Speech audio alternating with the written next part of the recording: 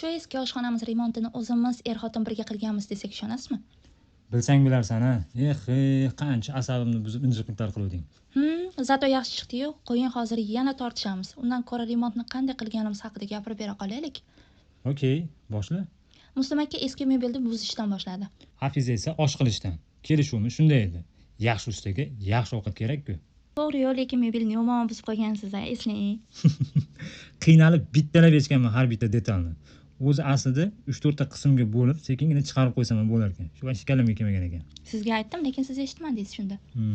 Ovqatlanib olib, xonani bo'shatib, gilamlarni yig'dik. Shpatelni olib, devorni qirishga kirishib ketdim. Hafiza ham qo'ldan kelgancha yordam berdi. Chunki birga o'zimiz qilaylik deganim o'zim edim-da. Bundan afsuslandikmi yo xursand bo'ldikmi va qancha xarajatlar ketganini keyingi videolarimizda qo'yib boramiz. Eng qizig'i hali oldinda.